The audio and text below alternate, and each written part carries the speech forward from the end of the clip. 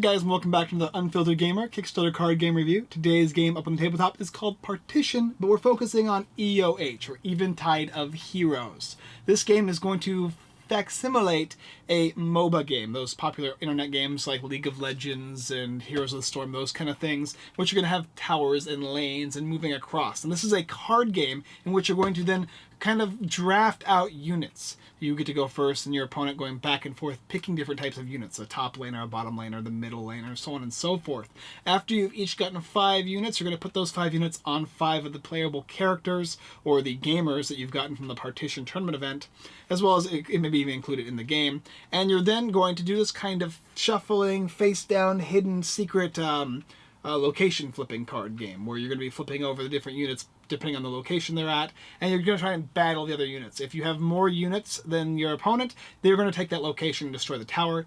If you don't, then you're going to lose your tower, or unless it's even or roughly even, so it's like I think 2 to 1 is the ratio. If you have 2 to 1, you're going to destroy a tower. If they have 2 to 1, same thing. However, if it's not, you do a battle. And when you battle, you're going to be rolling dice based on certain stats, and if one of the characters gets below their health range, that character dies. It's out for a round, but it'll come back the next round. However, when that character's out for the next round, you're going to be more susceptible to that 2 to 1 ratio where you're going to be losing towers. Once the last tower in a battle has been lost due to a fight, then you are going to be the loser or the winner, depending on if you did it or not. Each character has their own unique abilities and a range of different actions they can perform, as well as the fact that you're going to have these gamers that have their own stats and items and whatnot to work with you and for you.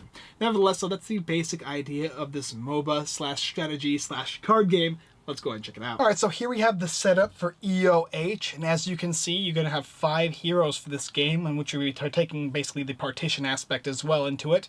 And each of the heroes have their own unique abilities, and some of them might work for the game as well, on your side and your opponent's side. You've also got Dauntless towers and 2 Leonic towers over here, as well as the 2 garrisons or cities.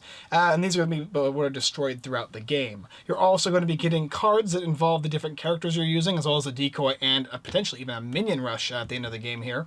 And you're going to be getting some health, some money you can use. These are the items you can buy, as well as upgrades. These are character abilities, specifically if a character dies, and if you choose to use a non-passive ability, you get these tokens here. These are the characters in the game. They come with 10 here, and there might be more in additional expansions and whatnot, as well as their special abilities here. A minion rush is going to be with one of the characters, and then you've got an automated turret for another character here. And the way it works is pretty simple. You're going to roll to determine for X factor, and based on the number of successes is going to determine the winner. This X factor here is 4, and this one over here is going to be 5. So you take these guys and you're going to roll them, and wow, these are all successes. 5 successes, and this is 4 successes. Wow, that was awesome. And so this player would get to go first. You're going to then do a draft, and it's going to be done in this order: Bruiser, Defender, Provoker, Sorcerer, and then Wanderer. And how it works is pretty simple. You're going to select one of these guys here, and so if this character maybe he wanted Zong, he would take that one, and he would give the other one to the other player. And then the next player is going to pick one. Maybe he'll pick this one, and then have to give the other one to the other player. And then this player is going to pick one and give the other one to the other player. This player, once and back and forth is how it's going to go. Until eventually each player is going to have one of each of the different character types, and then he's going to set them up based on their stats where they should go on the different locations. So maybe here, here, here, here, and here. And you're going to make sure that you want to show the stats for each of the characters so that you can see them, because you're going to be using them, because these are going to represent these over here. And then you're also going to give any of the little action tokens to the characters that people have chosen to pick up. And what is this guy here? Nope. Okay, these guys aren't needed there. As well as any of the cards too. So this is an automatic turret, so Zed is going to get that. And the minion rush will go over here, I believe, for Mortalis. So after that, then you're ready to begin the game. So now every single one of the gamers has their own unique character from the draft. You've got your board set up for your 3, 2, 1 towers set up, and you've got your hand of cards. You're going to get a hand of cards that has Wanderer, Sorcerer, Defender, basically all the characters you have, including this unique little decoy aspect of the game. And the game is pretty simple. You're going to choose where each of the characters go in turn order, from rolling the X factor, placing them down, face down, face down, face down, on each of the towers that are available. battle. When you place them down, you can choose to have 2, 3, 4, as many units as you would like. After you've placed all of your units down onto the towers you have chosen to do so, then you're going to reveal. And then after that, in turn order, you're going to use any non-passive abilities that you want. Maybe it might involve a character not being allowed to attack, or maybe moving a character from one tower to another, vice versa, any of that kind of stuff. Then after that is all done, you're going to do a battling phase. Remember too, during that point, just before the battle, you're going to want to remove any dead tokens from characters, so that way if they had died after placement, you can now use them for the next round, because you can't use dead characters to place. Then after battle has been resolved, you're going to put any markers that are for dead players on them, so they have to, and they're going to lose also your character card. So if you lost your Wanderer, it's going to go for the next round until the next round comes up. And then you're going to once again start placing and resolving again. And whenever you have a tower just before battling that has a 2-to-1 ratio, that tower that has less units in that location is going to burn, as well as whenever you kill characters, you're not going to be able to use them again. And as you're destroying towers, you're going to finally slowly slip into the base, and at a certain point in the game, you're going to be able to get these minion rush cards. Each player is going to get one of these, and these will increase the number of units technically you're going to be having on that specific towering lane, and that will give you the ability to have more units to fight. So it'll account for that 4-to-2, 2-to-1 ratio aspect of burning the towers. And once the last tower has been destroyed, it's over. Let me show you a couple turns of play and how it works. So we're back to the game, and as you can see, I've already set up all the characters as well as given them their highest stats for each and every single one of the, not only characters, but gamers, because you'll be using these stats to fight. So what's going to happen is pretty simple. You get your hand of cards for each player, and you're going to select them in order. So we'll say this player won the X Factor roll. He'll go ahead and pick 2, 3, 4, however many cards he wants, and pick a tower. Maybe he wants the Provoker and Defender over here, so he's going to hide that from the other player. Then the other player is going to get to select something. Maybe he wants the Provoker and Sorcerer over here. And once again, we'll keep going. We'll use the Decoy and the Bruiser right here. And he will go ahead and pick a Decoy and a Wanderer over here. And then we've got the Bruiser and Defender there, and this one right there. After all these have been placed, then you're going to go ahead and flip them over. So we've got these guys here. Hopefully I did this correctly backwards, and I did. And then these guys over here. After that has been done, then you're going to go ahead and do any of the active abilities you can in turn order. So this character over here, as you can see, there's a Flower Shield, and once per phase after the laning cards have been revealed, Serendipity may make an allied unit immune to damage until all lane cards have been resolved. So she can go ahead and use this ability on somebody. It would count as her ability, and it would be the next player. So maybe she wants to save, oh, I don't know. Let's go with the Provoker. And then the next player we're good to go. Maybe Mortalis would want to use his ability, and that is to put a minion rush card onto a location, just like that.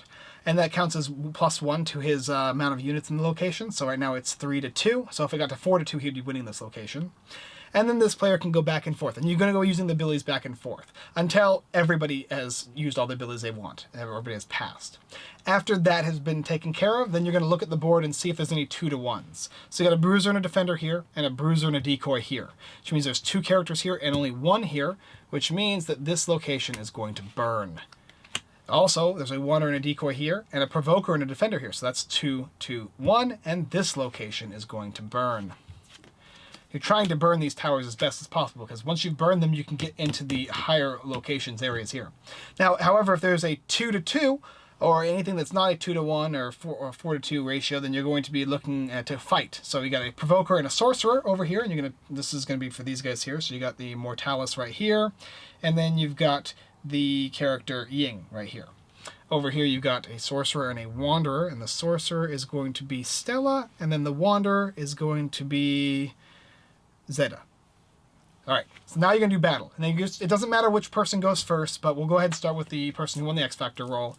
And you're just going to roll out all the damage you can do, and you can choose which characters you want to do damage to. So you've got a base damage of 1 and a W of 4. So you'll take 4 and 1, and you're going to choose, we'll choose Mortalis.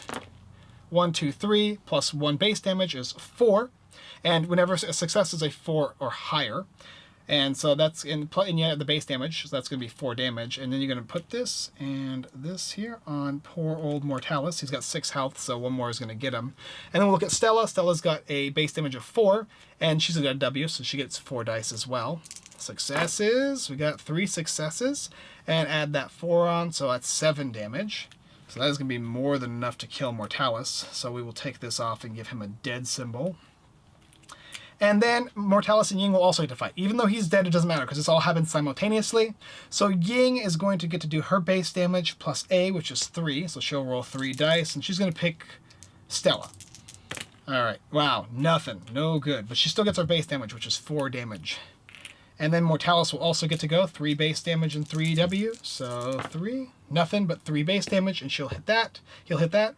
And that will be enough to kill her and give her a dead symbol. And so now they're dead. Whenever you're going to be on the next round wanting to use these characters, you're not going to be able to do so. So both of the sorcerers have been removed from the game now, and their abilities won't be able to be used. After that is done with, the characters that are dead will stay dead until the next round, in which they're going to be removing these and starting again fresh. And you're going to continue playing. So you'll take all of these back minus the dead characters. And same would go over here and put all the tokens that were on these characters that are like the action ability tokens. You're going to take them off. And you will continue to fight. As you can see, the towers are burning, and eventually these towers are going to keep burning to the point where you're going to burn these 2 towers. After that, you're going to be able to get to this tower. And if you can destroy the last tower of an ally or opponent's base, then you're going to be the winner. That is the basic aspect of the game. There's a couple other things that are pretty cool as well. You got these little tokens here, which will indicate you can buy stuff. Whenever you destroy a unit, you're going to get money. So because Stella was able to kill Mortalis, and I think it was Mortalis that was able to kill Stella, then they're going to each get a coin, and you need 2 coins to be able to buy stuff. And at the bottom here, it will tell you what you can buy. However, there is a unique, interesting unit called Zeta, and she actually summons a turret, but it's going to cost her 4. But when you have 2 currency, you can buy certain things, like this unassuming totem. It's a passive of 3 or plus 3 or plus 5 health. If he gets the first one, it's going to give him a plus 3. If he was able to spend 2 currency, and then if he was able to spend another 2, he would make it a plus 5. And it's just a passive health that he's always going to have throughout the entire game. And same would be for all the rest of these Cloak of Shadows, and Force Dust, Fairy Dust, and Studded Leather, so on and so forth. So you're going to be able to upgrade your units as you destroy towers. Every unit that destroys a tower was going to get money. So in this instance, it would be the 2 people that were over here that killed this one, and the 2 people that were over here that killed this one would each get currency as well. And you're going to continue playing that. You're going to take the cards, and you're going to pick from them, and you're going to put them down, until also you're going to get a unique card called Minion Rush. When one of these towers has been destroyed, each player is going to get an additional card called Minion Rush. You get to add it to your hand size, and that is going to allow you to push the towers even harder to make that difference in numbers. And that's the basis of the game. Get to the last tower, destroy it, and you're the winner.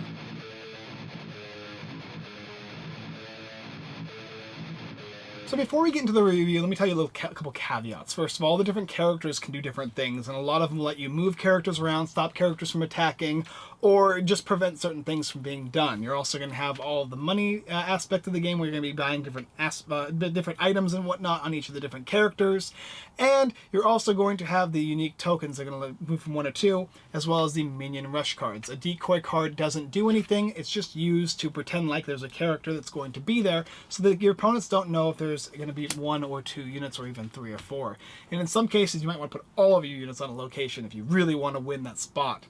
Each character also has passive abilities, or potentially passive abilities if they don't have active ones, and those can do different things. Like you want maybe Zong and Ying together, because he has a passive that says he gets plus 3 additional dice when these 2 characters are together on the same team. And that's good for when you're drafting. As well as each of the different players can have a different special ability. Like Gu over here. Oh, not Gu, sorry. Which one is the crazy one? There's a crazy guy here who's really good. Here, right here. Death Dagger. This guy says he gets plus 6 dice in this game. However, if his character is killed 3 times, he's out forever. So he'd be done. So there is all that aspect. Not only that, but with the partition element, you're going to have maybe additional items and whatnot. So it can be pretty intense, and this has a lot of tactical aspects to it.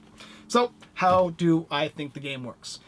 This game's fun. This reminds me of ELO Darkness, but in a smaller level. It's like a micro ELO Darkness, in which you're playing cards face down, and instead of having a bunch of different cards you're used to attacking after you've placed your units down, it's just all in one. You're just placing your units, and then everything is on the unit card, in which you're going to be using the different abilities and the different base damage and whatnot.